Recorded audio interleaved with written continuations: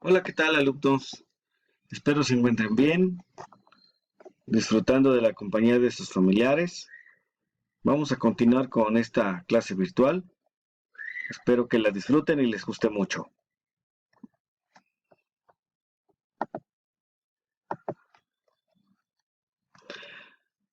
Producto aprendizaje. Especificaciones. Debes escuchar con atención la clase virtual. Deberás anotar en la libreta lo que consideres más relevante del tema. Cualquier duda me puedes contactar por correo electrónico o por WhatsApp. Ya sabes que tengo disponibilidad para atender cualquier tipo de duda que se te presente. Comenzamos. El tema del cual vamos a estar hablando el día de hoy es la hidrostática. Pero, ¿qué es la hidrostática? La hidrostática es el estudio de los líquidos o fluidos en reposo.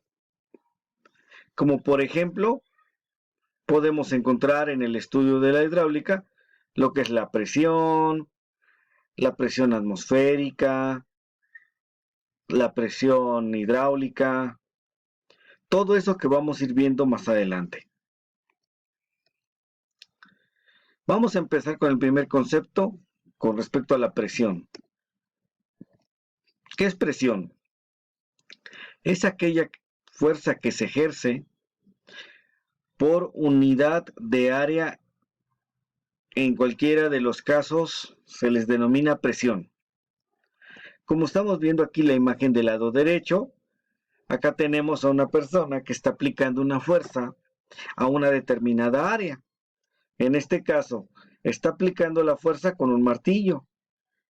¿Y a dónde está aplicando esa fuerza? Esa área determinada es el clavo que podemos ver. A ese evento o ese momento le vamos a llamar presión.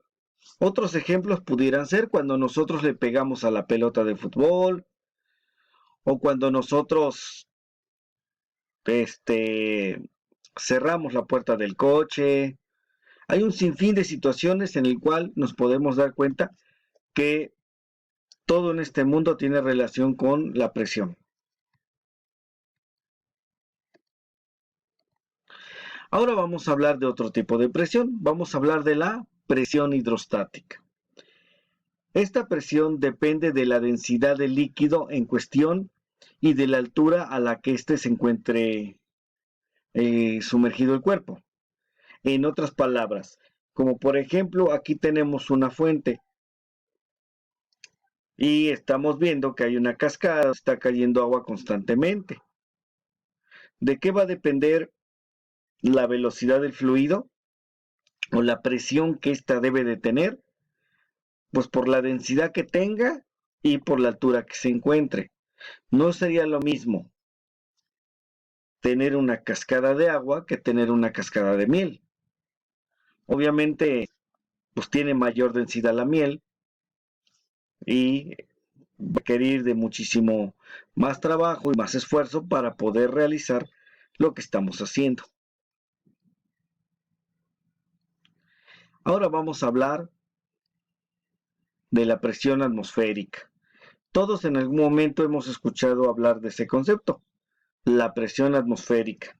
Por lo regular, se le relaciona mucho con las personas que padecen del corazón. La atmósfera es una capa gaseosa que envuelve la Tierra.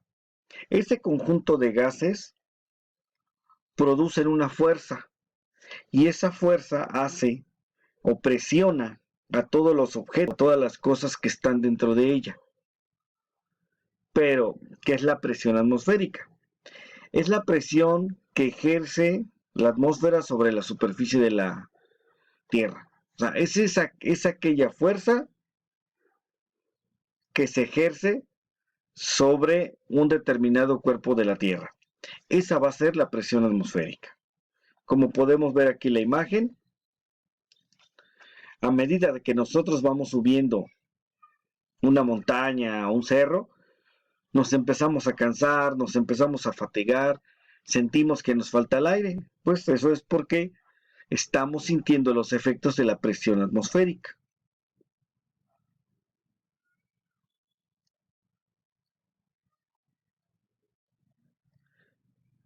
Ahora vamos a hablar de la presión manométrica. Indica la diferencia entre la presión de un punto determinado del fluido y la presión atmosférica. A todo esto se le llama presión manométrica. Todos o la mayoría de nosotros en determinado momento hemos ido al doctor y hemos tenido la necesidad de checarnos la presión. Eso que nos hace la enfermera o el doctor, en física le llamamos como presión manométrica. Presión absoluta.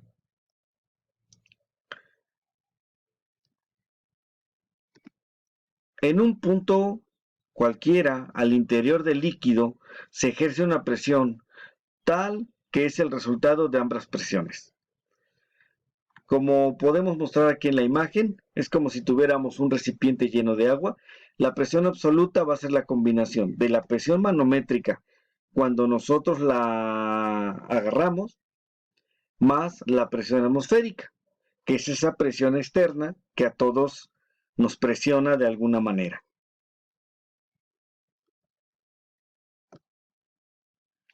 Ahora vamos a hablar del principio de Pascal y principio de Arquímedes.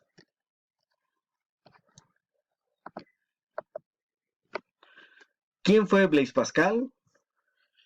Fue un científico que nació entre los años de 1623 y 1662, cuyo principio es el siguiente. Toda presión que se ejerce sobre un líquido cerrado en un recipiente se transmite con la misma intensidad a todos los puntos del líquido y a las paredes del recipiente que los contiene.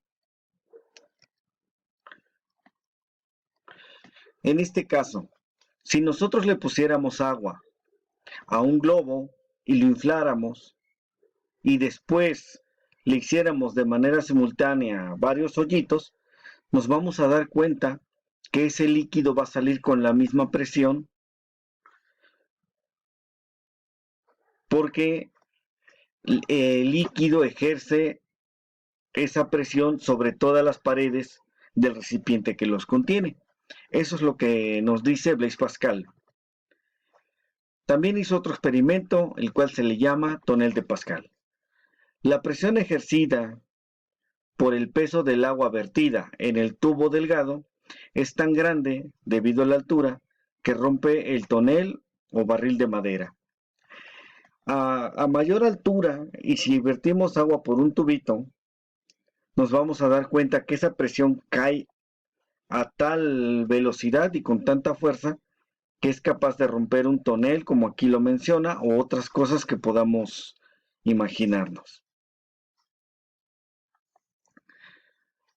También vamos a hablar de lo que es la prensa elástica, como lo estamos viendo aquí en la imagen del lado izquierdo. Estamos hablando de en dos émbolos. El émbolo delgado es el que contiene la fuerza menor y el émbolo más grande, el de mayor diámetro, es el émbolo de fuerza mayor. Y nos indica lo siguiente: la presión en el émbolo menor es la misma que en el émbolo mayor.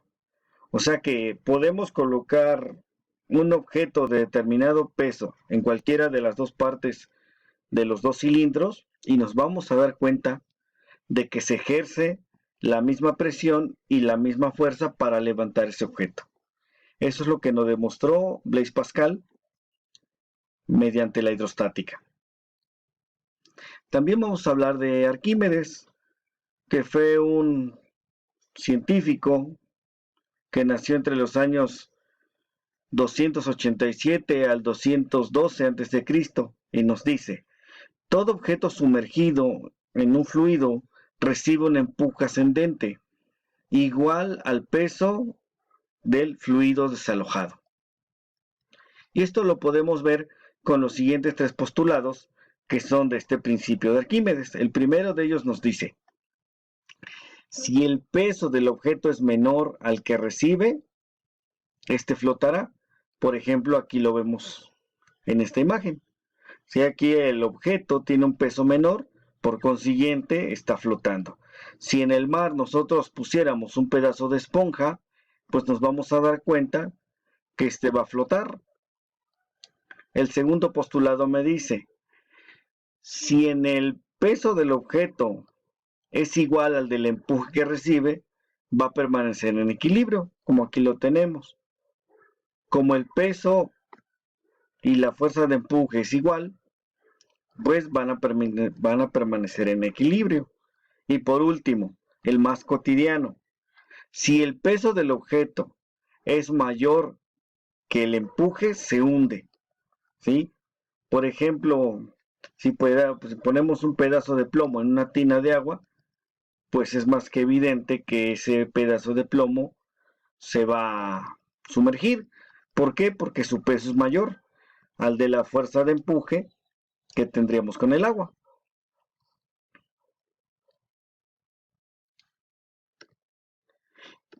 Y bueno, por mi parte es todo. Esta fue la clase virtual. Espero que les haya gustado.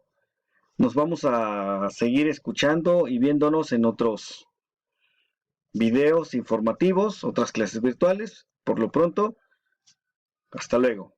Adiós.